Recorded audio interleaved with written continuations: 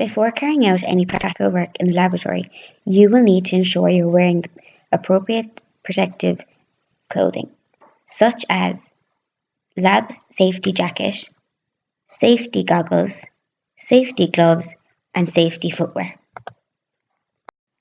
The following media will need to be prepared: single strength bilirubin bile broth, membrane lauryl sulfate broth, nutrient broth, tryptone water, and 9 ml strength wringer.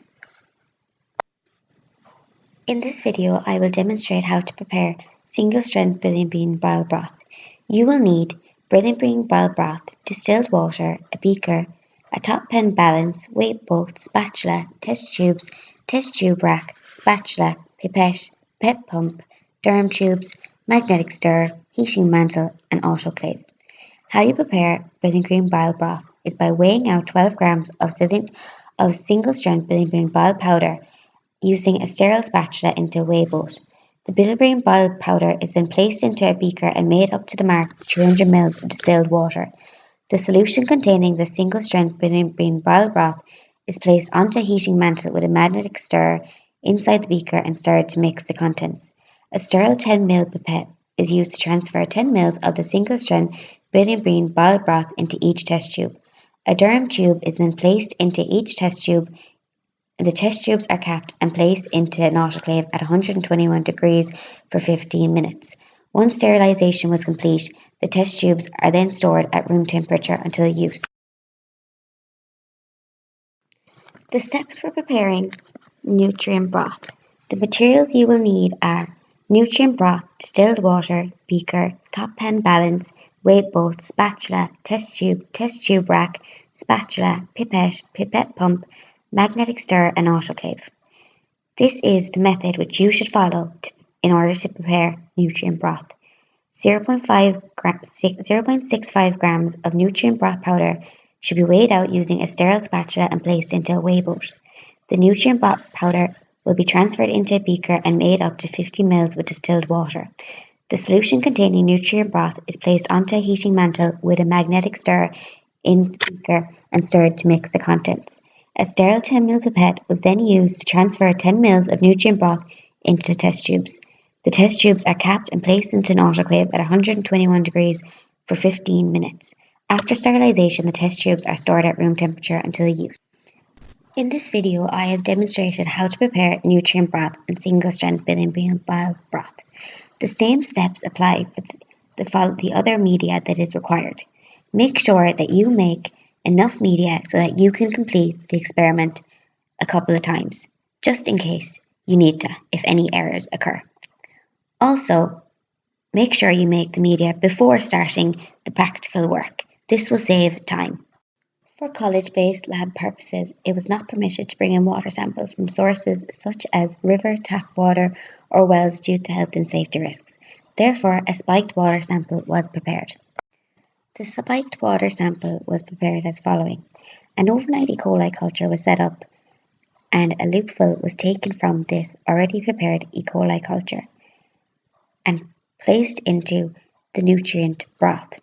This was then incubated at 37 degrees overnight, and this was our liquid E. coli culture.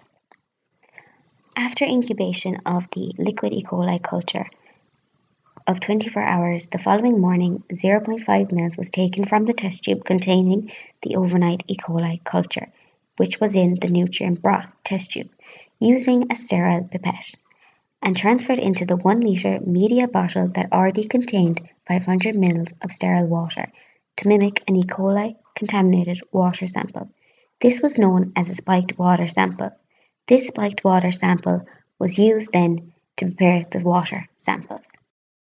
The water samples which were tested were 100 ml tap water, a 1 in 10 dilution of river water, 10 ml of river water, and 100 ml of river water.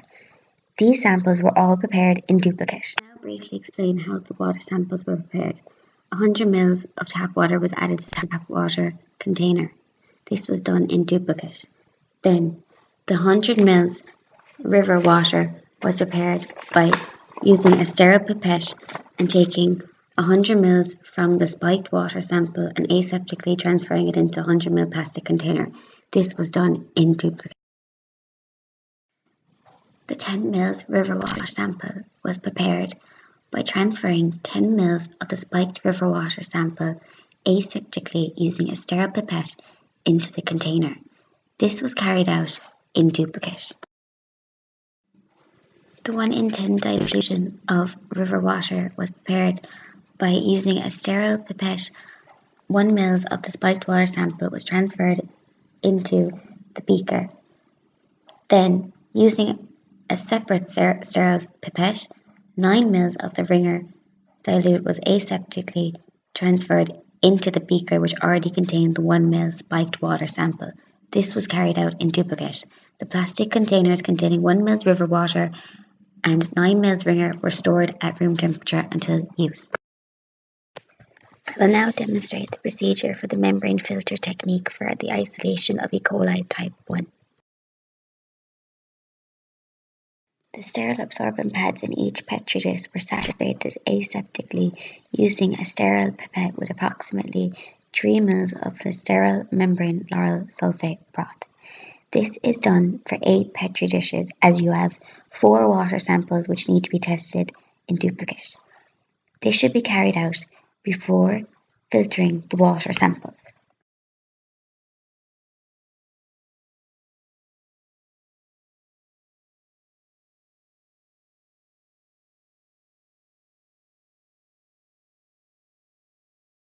Sterile absorbent pads will appear something like this when they are saturated with the membrane lauryl sulfate broth. The membrane filter apparatus is set up as shown here. The sterile wrapping should remain on top of the membrane filter until the filtration is ready to begin. Using a sterile forceps that was dipped in alcohol and passed through the flame of the Bunsen burner, the sterile filter was placed over the porous plate recipient with the grid side up. Carefully, the match unit of the membrane apparatus was placed over the recipient and locked in place. The filtration procedure began with tap water first, which was filtered under partial vacuum. For water samples less than 100 mL, the filter should be rinsed with 3 to 20 to 30 ml portions of sterile dilute water for the purpose of moistening and rinsing the filter. Once filtration of the water samples are complete, all the water samples should be incubated at 37 degrees overnight to detect coliforms. This picture clearly shows how the 8 petri dishes should look after filtering the water samples. After incubation of the many petri dishes overnight, colony counts are made on the plates. Presumptive E. coli is suspected if yellow colonies are observed after incubation. The plates that contain between 10 to 100 colonies are selected as the most appropriate dilution. 5 colonies from this petri dish are used for the confirmation of E. coli. In the case of this experiment, the water sample that contained between 10 to 100 colonies was the 100 mL river water sample. 33 colonies were counted on the membrane filter of the 100 mL spiked river water sample, as shown in this picture. A Eichmann test was performed to confirm the presence of E. coli. This is carried out in the following way. A loop is sterilized using a flame and a total of 5 colonies are selected from the petri dish. Each of the 5 colonies are inoculated using a sterile loop one at a time. One selected colony is aseptically transferred into the test tube that contains 10 mL of single-strength Beryllium bile broth using a sterile loop. The loop is then immediately inoculated into the test tube containing 10 mL of tryptone water. These steps are repeated for the further 4 colonies. The single-strength Beryllium bile broth and tryptone water test tubes are incubated at 44 degrees overnight to confirm gas production and in-broth production at this temperature. After incubation, if gas was observed in the Beryllium bile broth test tubes, the corresponding tryptone water test tubes were tested for indole production. The corresponding tryptone water test tubes were tested for indole production by adding 0.5 mL of Kovacs reagent to the tryptone water and allowing it to stand for 10 minutes. If a dark red color is observed in the layer, then a positive indole result was observed.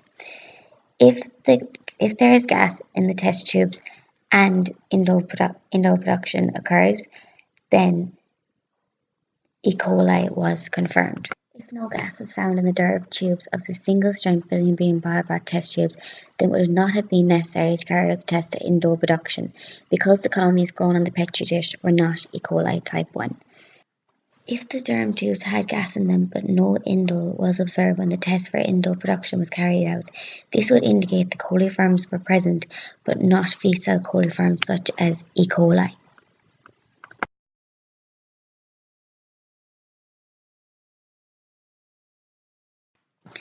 In the case of this experiment, all 5 coliforms gave a positive gas production in the single-strength billion bile broth test tubes and a positive indole result in the tryptone water test tubes.